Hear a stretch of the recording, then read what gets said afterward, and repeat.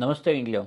दोस्तों आज बात करने वाले हैं कैंडल स्टिक्स के बारे में। अगर आप कैंडल स्टिक्स के बारे में सीखना चाहते हैं और आप चार्ट रीडिंग सीखना चाहते हैं तो ये वीडियो आपके लिए वन स्टॉप सॉल्यूशन जैसा होने वाला है। दोस्तों अगर आप ये वीडियो बहुत ध्यान से देखेंगे और अपनी डायरी में नोट करेंगे तो मैं आपको यकीन दिलाता हूँ इस वीडियो के बाद आपको किसी और वीडियो को देखने की ज़रूरत नहीं होगी। दोस्तों आज मैं बात करने वाला हूँ कैंडल स्टिक्स कितने टाइप की होती हैं, इनमें से बेरिश कैंडल स्टिक कौन सी होती हैं, बुलिश कैंडल स्टिक कौन सी होती हैं और कौन सी कैंडल किस तरीके से काम करती है, और अगर ये कैंडल कहाँ बनती है तो ये उस तरीके से काम करेगी। मतलब साइकोलॉजी क्या होती है कैंडल स्टिक्स के पीछे।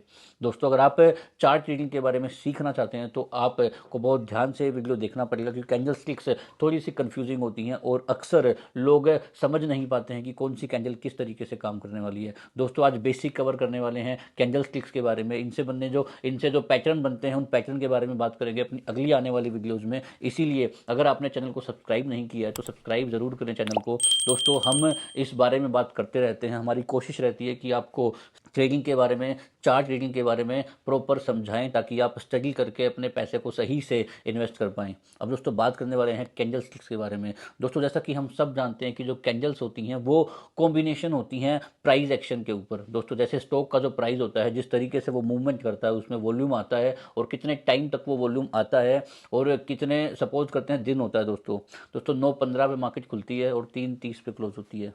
तो मैं आपको आज बात करने वाला हूँ दोस्तों कैंडल के बारे में। तो उस बीच के टाइम फ्रेम में जिस तरीके से प्राइस ने मूव किया उसके अकॉर्डिंग कैंडल बनती है। जैसा कि आप लोगों ने कभी चार्ट ओपन किया होगा तो आप उस चार्ट में देख पाएंगे दोस्तों, चार्ट के ऊपर 4 चीज़ें मेंशन होती हैं: ओपन, हाई, लो, क्लोज। इन्हीं पे बेस्ड होती है हमारी कैंडल। दोस्तों जो ओपन और हाई के बीच में जो स्ट्रक्चर होती है उसे बोलते हैं बॉडी, और हाई और लो जो दिखाती हैं वो जो पतली डंडियां होती हैं उन्हें विग बोलते हैं। आप स्क्रीन पे देख पा रहे होंगे दोस्तों, जो ऊपर और नीचे आपको दिखती हैं वो विग होती हैं, और इसके अलावा जो बीच में होती है वो बॉडी होती है। जो ग्रीन कैंडल होती है दोस्तों, जैसे बुलिश कैंडल भी बोलते हैं हम लोग, वो दिखाती है कि प्राइस नीचे ओपन हुआ, उसके बाद उसने एक लो बनाया, फिर उसने एक हाई बनाया और हाई से हल्का सा नीचे आके उसने क्लोज किया। तो दोस्तों बुलिश कैंडल में होता है ओपन, लो, हाई, क्लोज। अब बात करते हैं बेरिश कैंडल की बात, जो रेड कैंडल होती है। दोस्तों रेड कैंडल में जो प्राइस होता है वो ऊपर होता है, तो मार्केट जो है वो यहाँ पे ओपन हुई ऊपर, इसके बाद उसने एक हाई बनाया, हाई बनाने के बाद वो नीचे आती है, फिर एक लो बनाती है और हल्का सा रिकवर करके यहाँ पे वो क्लोज करती है। लेकिन दोस्तों 4 चीज़ें हमेशा होती हैं। अब आपको ये समझना चाहिए कि आप जब कैंडल्स को देखें तो आपको ये पता लगना चाहिए कि अच्छा मार्केट, ये जो कैंडल है ये मुझे बताना चाहती है कि मार्केट यहाँ पे ओपन हुआ, यहाँ पे क्लोज हुआ।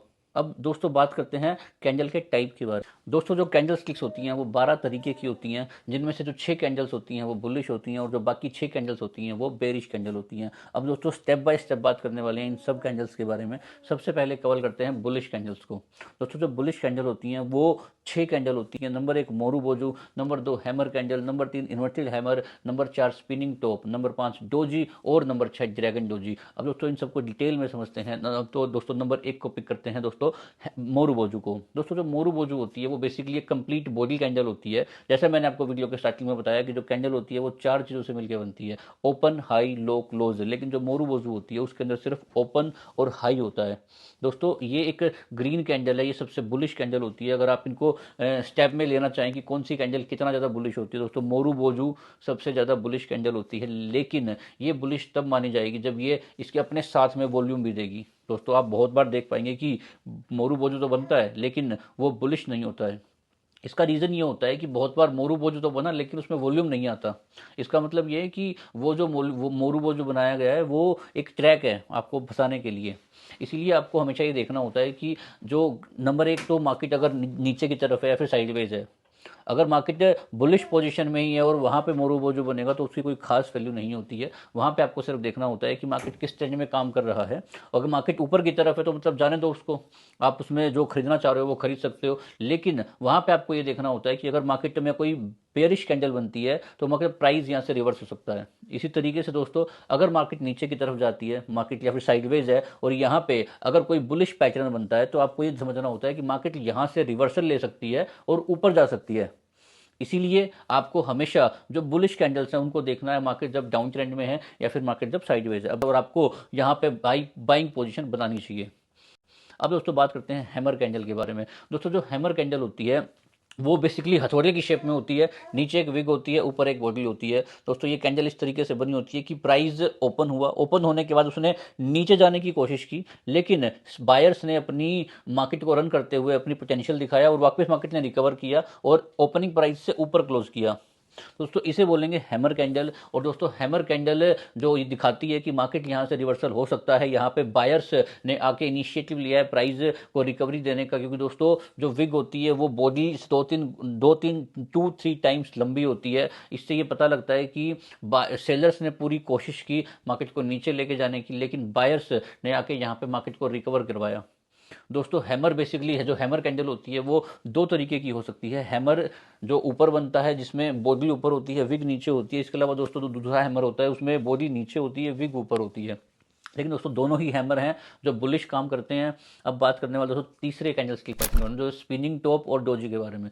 दोस्तों स्पिनिंग टॉप और डोजी जो कैंडल स्टिक पैटर्न होते हैं वो दोनों लगभग एक ही तरीके के होते हैं, जैसा कि आप मेरे देख पा रहे होंगे यहाँ पे। दोस्तों दोनों में विग होती है, ऊपर भी नीचे भी, और बीच में बॉडी होती है। स्पिनिंग टॉप की बॉडी थोड़ी बड़ी होती है, डोजी के अंदर बॉडी थोड़ी छोटी होती है। तो दोस्तों ये दोनों ही जो कैंडल स्टिक होती हैं ये कोई खास इंपॉर्टेंट नहीं होती हैं। ये जो दोनों कैंडल होती हैं ये न्यूट्रल कैंडल होती हैं। इनको देख के आप प्रॉपर आइडिया नहीं लगा सकते कि मार्केट ऊपर जाने वाला है या नहीं जाने वाला है। इसीलिए अक्सर जब ये कैंडल बनती हैं तो इससे आइडिया लगाया जाता है कि मार्केट यहाँ से साइडवेज रह सकता है।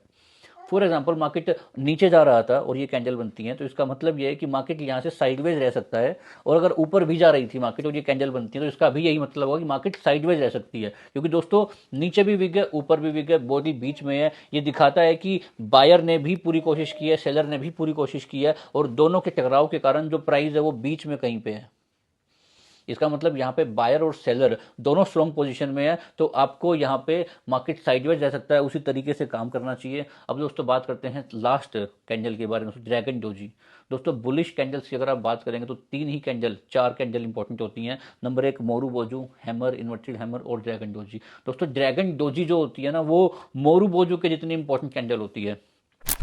दोस्तों ड्रैगन डोजी अपने नाम के अकॉर्डिंग काम करती है, जैसा कि हम सब जानते हैं कि ड्रैगन इसमें लिया गया है। ड्रैगन का मतलब ये होता है कि बहुत ऊंचा जंप लगा सकता है, बहुत ऊंची उड़ान भर सकता है। इसका मतलब यही होता है दोस्तों। दोस्तों ड्रैगन डोजी की जो शेप होती है वो होती है कि नीचे विग होती है, ऊपर बॉडी होती है। बॉडी बहुत छोटी होती है, और जो विग होती है वो बॉडी छोटी इसीलिए होती है, जो विग होती है वो बहुत लंबी होती है। बॉडी के लगभग 4 से 5 गुना इसकी विग होती है दोस्तों। और विग जितनी लंबी बनेगी इसका मतलब ड्रैगन डोजी उतना ही स्ट्रोंग है। यहाँ से प्राइस उतना ही अच्छा रिवर्सल ले सकता है, उतना ही अच्छा ऊपर जा सकता है। दोस्तों ड्रैगन डोजी बेसिकली दिखाती है कि प्राइस ओपन हुआ, ओपन होने के बाद वो काफ़ी नीचे गया, और काफ़ी नीचे जाने के बाद उसने दोबारा पूरी मार्केट रिकवर की और बिल्कुल लगभग अपने ओपनिंग प्राइस के पास क्लोज किया। इसका मतलब ये है कि मार्केट ने इस प्राइस से नीचे जाने से मना कर दिया है। मार्केट ने यहाँ से नीचे जाने की काफ़ी कोशिश की, लेकिन बायर्स ने नीचे जाने ही नहीं दिया मार्केट को। उसमें बार बार इतनी अच्छी बाइंग होती है। और दोस्तों अगर ड्रैगन डोजी में आपको वॉल्यूम साथ में मिल जाता है तो आप यहाँ से एक अच्छा खासा पोजिशन बना सकते हैं। ड्रैगन डोजी का जो लो बनेगा उसका स्टॉप लॉस लेकर। दोस्तों जो कैंडल स्टिक्स होती हैं वो साथ में कुछ पैटर्न्स बनाती हैं। ये मैं जो आपसे बात कर रहा हूँ इस वीडियो में ये सिंगल कैंडल स्टिक्स हैं, और दोस्तों जो पैटर्न बनते हैं वो 2 या 3 कैंडल स्टिक्स को मिला के बनते हैं। इससे आने वाली वीडियोस में हम उन सभी कैंडल्स के बारे में बात करेंगे, लेकिन अभी के लिए मैं आपको single type of candle sticks समझा रहा हूँ। इससे आपको आने वाले टाइम में ईजी होगा advance level of candle stick pattern को समझने में। तो दोस्तों अब बात करते हैं बेरिश कैंडल स्टिक पैटर्न के बारे में। दोस्तों जैसा कि हमने बुलिश में देखा कि 6 तरीके की type of candle stick pattern होते हैं, कैंडल स्टिक्स होती हैं। दोस्तों बेरिश कैंडल भी 6 तरीके की होती है, जिनमें नंबर 1 पे आती है मोरू बोजू, नंबर 2 पे आती है शूटिंग स्टार, नंबर 3 पे हैंगिंग मैन, और नंबर 4 पे आती है दोस्तों डोजी, नंबर 5 पे आती है दोस्तों ग्रेवसन डोजी, और नंबर 6 पे आती है दोस्तों स्पिनिंग टॉप। अब इनके बारे में डिटेल में बात करेंगे दोस्तों। नंबर 1 मोरू बोजू के बारे में। दोस्तों जैसे मैंने आपको बताया था इससे पहले वाले पार्ट में कि जो बुलिश मोरू बोजू होती है उसमें कंप्लीट बॉडी कैंडल होती है, वो ग्रीन कलर की होती है दोस्तों। उसमें प्राइस नीचे ओपन हुआ था और ऊपर क्लोज कर रहा था। इसका मतलब बायर्स ने मार्केट को डोमिनेट किया। लेकिन दोस्तों इसके दूसरी तरफ जो बेरिश मोरूबोजू होता है उसमें प्राइस ऊपर ओपन होता है, मार्केट नीचे क्लोज करती है। इसका मतलब यह है कि पूरा दिन मार्केट में सेलर्स ने मार्केट को डोमिनेट किया। प्राइस नीचे गया पूरा दिन, और पूरा दिन प्राइस में सेलिंग होती रही या फिर बाइंग होती रही। तो दोस्तों ये दोनों लगभग सिमिलर कैंडल होती है, लेकिन जो डिफरेंस है वो सिर्फ यही है कि यहाँ प्राइस ऊपर ओपन हुआ, नीचे ओपन हुआ, ऊपर क्लोज हुआ। यहाँ पे प्राइस ऊपर हाई पे ओपन हुआ और लो पे क्लोज करता है। लेकिन दोस्तों समझने वाली बात यह है कि अगर मार्केट डाउन ट्रेंड में है और मोरूबोजू बनता है तो वो खास इंपॉर्टेंट नहीं होता है। मार्केट अगर साइडवेज है और मोरूबोजू बनता है तो वो नोटिस करने के लिए होता है दोस्तों, वहाँ से मार्केट नीचे जा सकता है। तो अगर दोस्तों मार्केट अप ट्रेंड में है और मोरूबोजू बनता है, वहाँ पे वॉल्यूम के साथ में बनता है, तो इसका मतलब यह है कि प्राइस अपने एक पीक पे आ चुका है और यहाँ से प्राइस रिवर्सल ले सकता है। तो दोस्तों इसी तरीके से अब बात करते हैं अगली कैंडल के बारे में। दोस्तों अब बात करते हैं शूटिंग स्टार के बारे में। दोस्तों शूटिंग स्टार जो कैंडल स्टिक पैटर्न होता है वो बेसिकली एक हैमर पैटर्न की तरह होता है। हैमर, जैसे कि मैंने इससे पहले आपको तरीके से बताया था, जो हैमर कैंडल होती हैं वो दो तरीके से होती हैं, हैमर होता है और इन्वर्टेड हैमर होता है। जो जो हैमर होता है, हैमर में क्या होता है कि मार्केट ओपन होती है, ओपन के बाद एक लो बनाती है, लो के बाद वो ओपनिंग प्राइस से ऊपर क्लोज करती है, इसे बोलते हैं हैमर। अब दोस्तों इसके साइड में देखते हैं इन्वर्टेड हैमर। दोस्तों इन्वर्टेड हैमर में क्या होता है, मार्केट ओपन होती है, ओपन के बाद वो एक हाई बनाती है, हाई बनाने के बाद वो नीचे तो आती है लेकिन अपने ओपनिंग प्राइस से नीचे ना जाके वो ऊपर रह जाती है, इसको बोलेंगे इन्वर्टेड हैमर। तो शूटिंग स्टार में क्या होता है कि प्राइस ओपन हुआ, ओपन होने के बाद उसने एक हाई बनाया और हाई बनाने के बाद उसने एक नीचे आया वो और ओपनिंग प्राइस से नीचे क्लोज करता है। दोस्तों ये रेड कलर का होता है और ये दोनों पैटर्न लगभग सेम होते हैं, इसीलिए आपको बहुत ध्यान से नोट करने की ज़रूरत है कि हैमर और इन्वर्टेड हैमर दोनों ग्रीन होते हैं और इस तरीके के होते हैं। इसकी तरफ जो शूटिंग स्टार होता है दोस्तों, शूटिंग स्टार इस तरीके से होता है और वो नीचे रेड होता है। दोस्तों शूटिंग स्टार में भी दो पैटर्न होते हैं, शूटिंग स्टार और इन्वर्टेड शूटिंग स्टार, और ये दोनों ही जो तरीके होते हैं ये अगेन मैं आपको दोबारा सेम मोरूबोजू की तरह एप्लीकेबल होते हैं। अगर मार्केट अप ट्रेंड में है और शूटिंग स्टार बनता है, इसका मतलब ये है कि मार्केट यहाँ से रिवर्सल ले सकता है। मार्केट अगर साइडवेज में है, शूटिंग स्टार बनता है, तो इसका मतलब ये है कि आपको यहाँ पे देखने की ज़रूरत है, मार्क प्राइस यहाँ से भी रिवर्सल ले सकता है। लेकिन अगर मार्केट डाउन ट्रेंड में है और शूटिंग स्टार बनता है तो आपको बहुत ज़्यादा सोचने की ज़रूरत नहीं है, मार्केट नीचे है, नीचे ही जाता रहेगा। शूटिंग स्टार बनने का मतलब ये नहीं है कि मार्केट यहाँ से और नीचे जा सकती है, उस केस में आपको अपने सपोर्ट और रेजिस्टेंस पे काम करना होता है। दोस्तों अब बात करने वाले हैं चौथे पैटर्न के बारे में दोस्तों, जो है स्पिनिंग टॉप और डोजी। दोस्तों पांचवा पैटर्न है डोजी। दोस्तों बेरिश कैंडल में स्पिनिंग टॉप और डोजी उसी तरीके से होता है जैसे मैंने आपको बताया कि बुलिश कैंडल में स्पिनिंग टॉप और डोजी होता है। दोस्तों ये न्यूट्रल कैंडल्स हैं जो दिखाती है कि बायर और सेलर दोनों ही स्ट्रॉन्ग पोजिशन में हैं, दोनों में कॉम्पिटिशन है, इसीलिए बॉडी बीच में बनती है। और ये जो कैंडल होती हैं ये दोस्तों साइडवेज मार्केट में ज़्यादा बनती हैं, या फिर मार्केट अगर बेरिश है और ऐसी कैंडल्स बनती हैं, या फिर बुलिश है और ऐसी कैंडल बनती है, इसका मतलब यह है कि प्राइस यहाँ पे रुक सकता है और यहाँ से मार्केट साइडवेज में हो सकती है।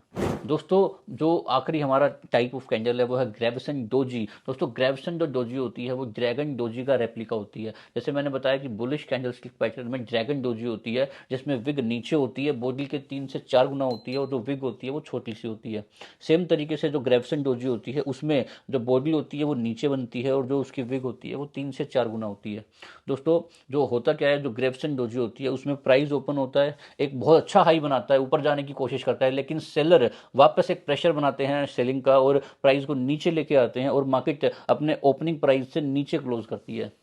इसको हम बोलेंगे ग्रेविसन डोजी। दोस्तों ग्रेविसन डोजी एक बहुत स्ट्रॉन्ग जो कैंडल होती है जो दिखाती है कि मार्केट यहाँ से रिवर्सल ले सकता है और आपको इस पोजीशन पे अगर आपने पोजीशन बनाई है तो आपको रुक जाना चाहिए और देखना चाहिए कि मार्केट यहाँ से रिवर्सल जा सकता है। लेकिन दोस्तों ग्रेविसन डोजी भी तभी बेयरिश कैंडल का काम करती है जब मार्केट अप ट्रेंड में है और वो ग्रेविसन डोजी बनती है। अगर मार्केट अप ट्रेंड में है या फिर साइडवेज है और ये दोनों ये कैंडल बनती है तो आप इस कैंडल को यहाँ से ध्यान दे सकते हैं कि मार्केट यहाँ से नीचे जा सकता है और उसके अकॉर्डिंग आप अपनी स्ट्रैटेजी प्लान कर सकते हैं या फिर अपनी पोजीशन को बना सकते हैं। दोस्तों मैं उम्मीद करता हूं कि आपको ये जो कैंडल्स हैं इनके बारे में बहुत अच्छे से समझ में आया होगा और मैंने बहुत डिटेल में कोशिश की है बहुत सिंपल तरीके से एक्सप्लेन करने की कि कैंडल स्टिक्स क्या होती हैं और कौन सी कैंडल कैसे काम करती है। आने वाली वीडियोस में बात करूंगा दोस्तों इन कैंडल्स से बनने वाले पैटर्न के बारे में। दोस्तों जो सिंगल कैंडल होती है जिनका मैंने अभी नाम लिया आप लोगों के सामने, ये सिंगल कैंडल बहुत कम ये अब जस्टिफाई करती है कि मार्केट कहाँ जाने वाली है, लेकिन दोस्तों ये जो कैंडल्स हैं ये साथ में कंबाइन होकर कुछ पैटर्न्स बनाती हैं जिन पैटर्न्स की बात हम आने वाली वीडियोस में करेंगे। तो दोस्तों यहाँ पे हमारा समाप्त होता है कैंडल स्टिक्स का बेसिक, और इससे आने वाली वीडियोस में हम एडवांस वर्जन लेके आएंगे जहाँ पे हम कैंडल स्टिक्स से बनने वाले पैटर्न्स की बात करेंगे जो शोर ये बताते हैं कि मार्केट यहाँ से किस तरफ मूवमेंट ले सकता है। आगे वाली वीडियो में हम बात करेंगे कुछ इंडिकेटर्स के बारे में जिन कॉम्बिनेशन से दोस्तों इंडिकेटर प्लस में कैंडल स्टिक पैटर्न, इन दोनों के कॉम्बिनेशन से आप ये समझ सकते हैं कि मार्केट यहाँ से कितना मूव लेने वाला है, कहाँ जाने वाला है और किस तरीके से प्राइस काम करता है, और इससे आपको इन्वेस्टमेंट करने में बहुत हेल्प मिलने वाली है। दोस्तों अगर आप इसी तरीके से सिंप्लीफाई तरीके से मार्केट को सीखना चाहते हैं तो हमारे चैनल